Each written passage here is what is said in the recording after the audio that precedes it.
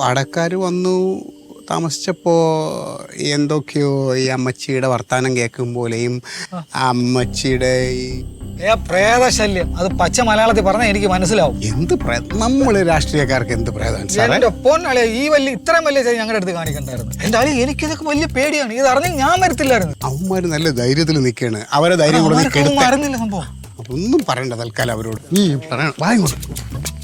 മിത്തം പ്രശ്നമാണ് കാണിയാ. ഒന്നുമില്ല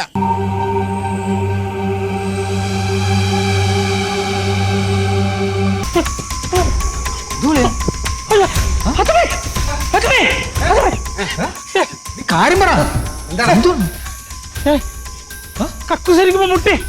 നീ മുട്ടിയിട്ടല്ലേ കക്കൂസി പോയത്? അതല്ല, പിന്നെ കക്കൂസിരിക്കുമ്പോ പുറത്തുനിന്ന് ഡോറ് ടപ് ടപ് ടപ് മുട്ടി. നടരാജനെവിടെ? അത് വേറൊന്നുമല്ല, നമ്മള് പൊറോട്ടയും ബീഫും വാങ്ങിച്ചാൽ ആ ബീഫിന്റെ അതിൽ നിന്ന് എണ്ണ ഊറി വന്നതായിരിക്കും. അതിന്റെ മണമായിരിക്കും. അല്ല, തൈലത്തിന്റെ. എന്ത് തൈലം? എന്റെ അമ്മ തേച്ച് കുടിച്ച തൈലോട് കൊട്ടച്ചുക്കാതി. തൈലത്തിന്റെ മണം.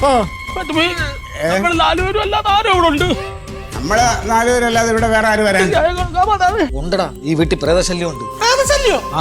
ഈ വീടിന്റെ ഉടമസ്ഥന്റെ അമ്മ ഈ വീട്ടിൽ കിടന്നാണ് മരിച്ചത്. അവർ ആത്മാവ് ഇവിടെ ഒക്കെ കറങ്ങി നടക്കുന്നുണ്ടെന്നാണ് പറയുന്നത്. അത് ഈ നാട്ടുകാർക്ക് മൊത്തം അറിയാം.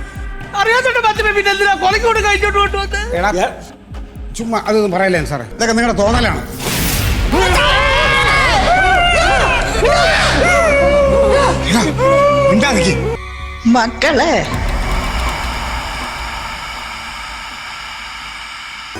മക്കളെ ആ തൈലം ഇങ്ങത്താ.